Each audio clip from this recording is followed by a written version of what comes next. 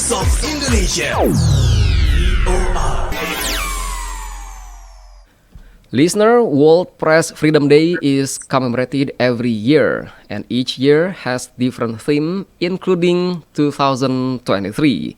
Regarding this, we have an interview with a program specialist communication and information unit of UNESCO, Anna Lomtadze. Very well, thank you. Thank you for inviting me. Okay, I'm Faisal at the studio of Voice of Indonesia, Anna. Nice to meet you, Faisal. Okay, nice to see and meet you today. Well, talking about World Press Freedom Day, again and again I can say we celebrate the World Press Freedom Day this year. And this year's theme, shaping a future of rights, freedom of expression as a driver for all other human rights. So what makes this year's celebration any different from other years?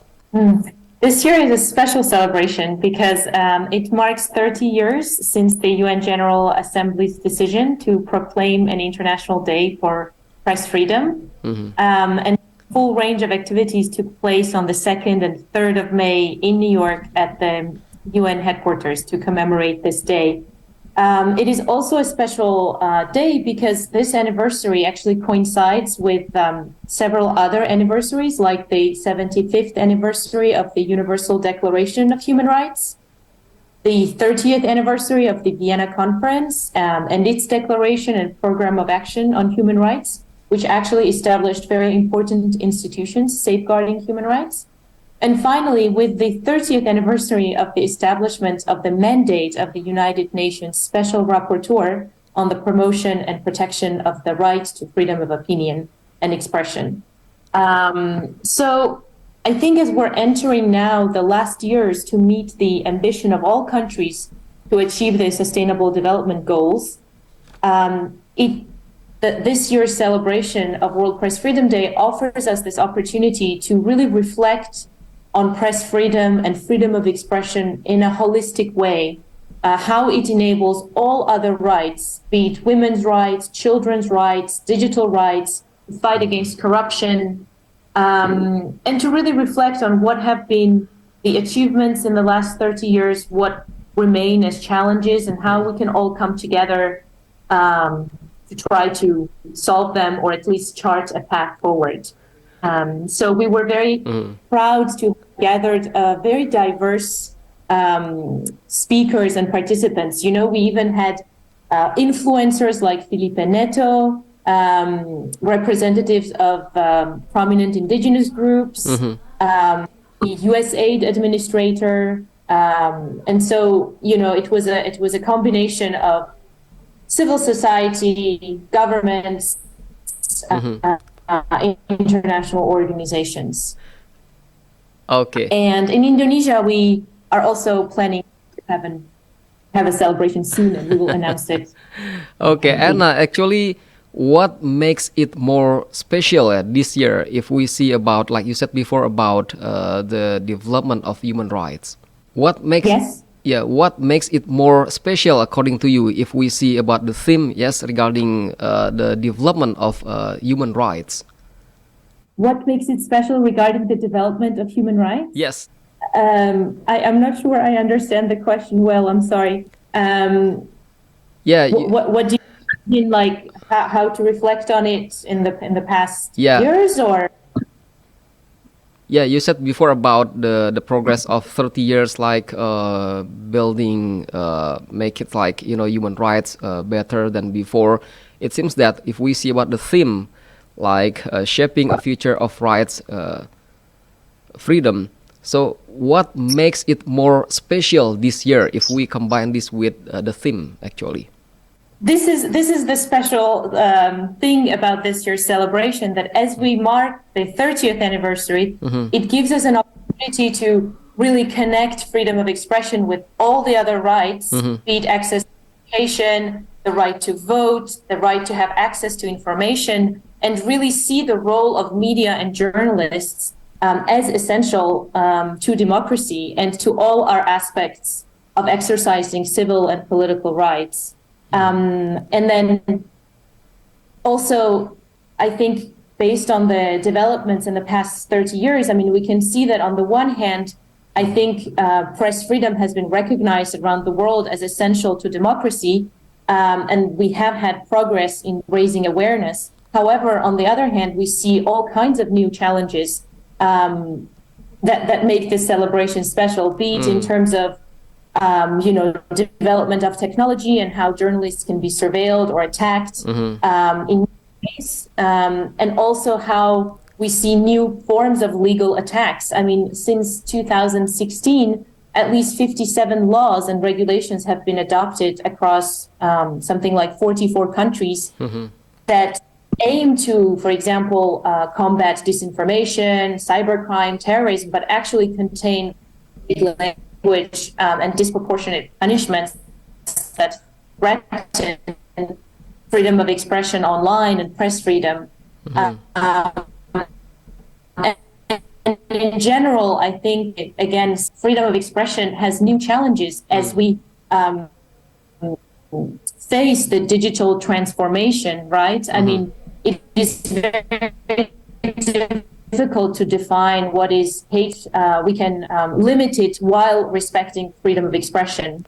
And so how all these older standards that were drafted back in the time when the digital platforms did not exist, how can they apply today in the online world? I think this is a very timely and special conversation to have at this year's celebration. Okay. All right. Well, there are so many challenges, like you said before, that the press as well as journalists nowadays, and even Secretary General Antonio Guterres stated that the press is under attack, with several indicators that he mentioned in his greetings for the World Press Freedom Day. So, how to overcome those challenges, Anna? Thank you for this very difficult question. Indeed, so we've mentioned already several challenges, right? From increased physical and attacks, digital threats, killings. We'll address this later on in the interview, I believe. There's also the economic crisis of media that some have called a media extinction event. For example, in the US, apparently every week at least 2 media outlets have been closing since the pandemic. So just to mention as an introduction, indeed, the challenges are great. And unfortunately, there are no magical or one-size-fits-all solutions. There are several things to say about this. I mean, one is that everybody has a role to play in order to create an enabling environment for independent media. So there's the government, and UNESCO actually gives policy recommendations to governments to help create this enabling environment. There's a lot of things governments can do without compromising editorial independence or integrity, from tax breaks to targeted subsidies, pursuing antitrust cases, ensuring the independence of self-regulatory bodies like press councils, offering quality public journalism education.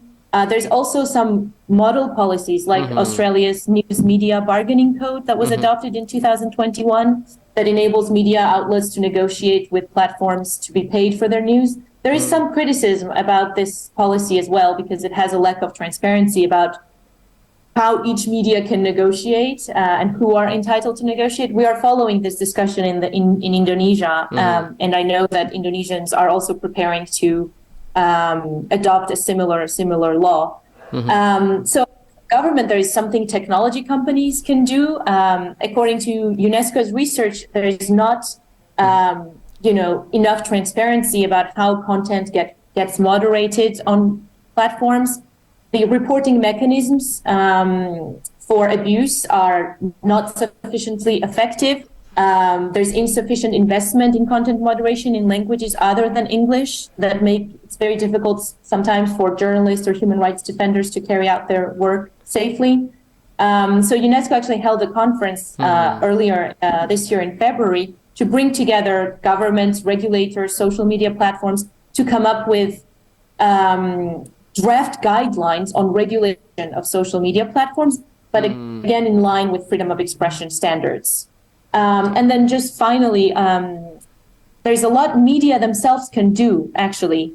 2 years ago, I think, we published a collection of 10 inspiring stories of how media survived during the pandemic. One of them concerns Indonesia too. It's called After the Pandemic, Building Back a Stronger Media. And it showcases success stories in areas like investigative journalism, new business models, fact-checking. I think as media tries to deal with the economic crisis, we really encourage collaboration among different types of media and cross-border in order to share services, to work on large-scale data projects or investigations. And you may know that at this celebration of World Press Freedom Day, actually the International Fund for Public Interest Media was launched. And this is a very big fund that will actually provide direct financial support to media organizations and will fund experimentation, innovation, including how to engage with young audiences, how to promote inclusive newsrooms. And the countries that are priority countries in Asia Pacific include Indonesia, Timor-Leste, and the Philippines. Okay. Look out for this opportunity, which will be something that media organizations can apply for directly. Okay. Well, Anna, we often see and even hear about the danger for journalists when they are on duty in conflicting countries. They can be shot maybe by the rebel or the troops of the country. So how does UNESCO give such protection for journalists who are duty in the conflicting countries when we see about the plan of action on the safety of journalists to protect media workers? How do you see this, Anna? Yes, UNESCO is actually one of the lead agencies that coordinates the UN Plan of Action on safety of journalists and the issue of impunity. And we celebrated the anniversary just last year, the 10th year anniversary. So indeed, actually this year, the number of killings are up by 50%. 86 journalists and media workers were killed. And what is interesting is that this global increase was primarily driven by killings in non-conflict countries, actually. And if you would like some statistics, I mean, Latin America and the Caribbean were the deadliest for journalists, with 4 killings, and Asia and the Pacific registered 16 killings. The deadliest countries remain Mexico, now Ukraine, and Haiti. And what is even worse is that the rate of impunity for journalist killings remains shockingly high at 86%. So something like 9 out of 10 cases remain unresolved. Now, what does UNESCO do? So several things. I mean, first of all, we monitor every case of a killing and follow up with each government. We register them in the UNESCO Observatory of Killed Journalists. And we follow up, and even if sometimes the follow-up or response from governments might not be satisfactory, I mean, at least it forces them to respond and creates an awareness. We also use these international days like World Press Freedom Day or the International Day to End Impunity for Crimes Against Journalists as overall awareness-raising advocacy days. And then something more concrete we do, of course, is training journalists on safety skills, digital safety, physical security. And then more recently, since I think 2013, we've tried to engage actually with duty bearers like the police and the judiciary. And we've trained over 12,000 police officers around the world and over 24,000 judicial actors, prosecutors, judges, investigators, on how to approach cases against journalists respecting international standards. And more recently in Indonesia, actually, we had a really good cooperation with Komnas HAM, Lemdikpol, and the NGO LBH Pers. Brought together in total 50 police officers and 20 journalists for joint dialogue and joint exercises, such as a riot, a crime scene investigation, a mock press conference. the idea behind this is to basically try to enhance trust and mutual understanding. And the ideal objective is to come out of these trainings with certain protocols or codes of conduct that the two groups can adopt so that journalists have access to information and at the same time can safely conduct their jobs in high pressure situations. And this will be actually key during the upcoming 2024 elections, and we hope to cooperate with the police and Komnasam and journalist associations, as well as the Press Council, to work in potential hotspot areas and in advance, basically anticipate what can be the trouble, what can be risks ahead of the elections, and how we can solve them together. So moving forward, this plan of action was drafted 10 years ago, and of course there's ever-increasing new challenges. And I think moving forward, that will be our priority, to engage police and the judiciary, also to expand the concept of safety to include well-being. Because all these effects of harassment and physical violence have an incredible mental toll on journalists. This has been well documented.